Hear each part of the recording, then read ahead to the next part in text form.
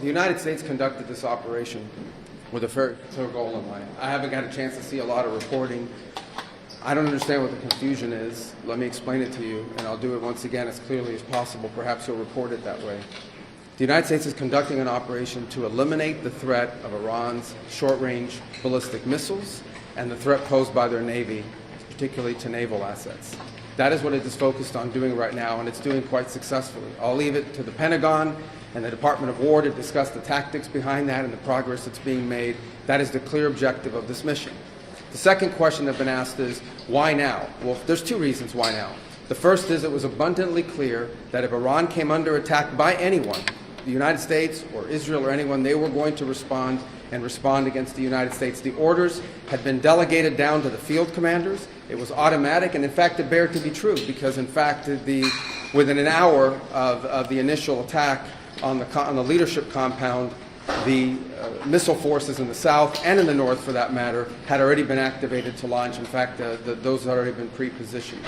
The third is the assessment that was made that if we stood and waited for that attack to come first before we hit them, we would suffer much higher casualties.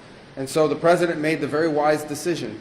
We knew that there was going to be an Israeli action. We knew that that would precipitate an attack against American forces. And we knew that if we didn't preemptively go after them before they launched those attacks, we would suffer higher casualties and perhaps even higher those killed. And then we would all be here answering questions about why we knew that and didn't act. Going back to the purpose. The purpose of this is to destroy that missile capability. Why does Iran want that ballistic missile capability?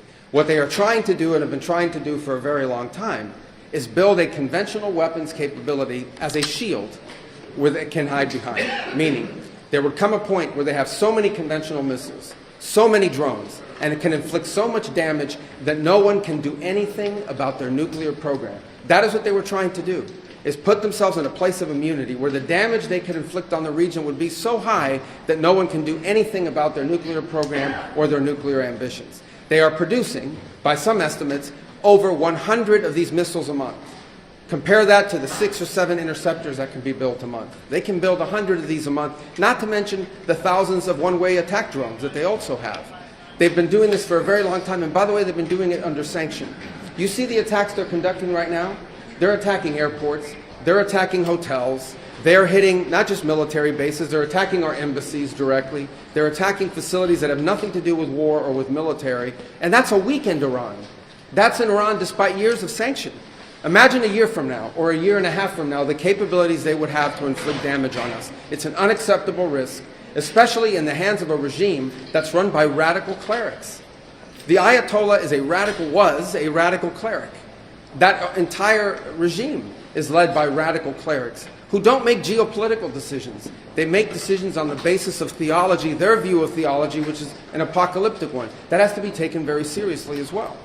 So that was the purpose for what this operation is all about. That's what it's focused on. As the President said earlier today, it is on or ahead of schedule. I will defer to the Department of War to discuss the progress being made at a tactical level, but it was the right decision and an important decision for the safety and security of the world.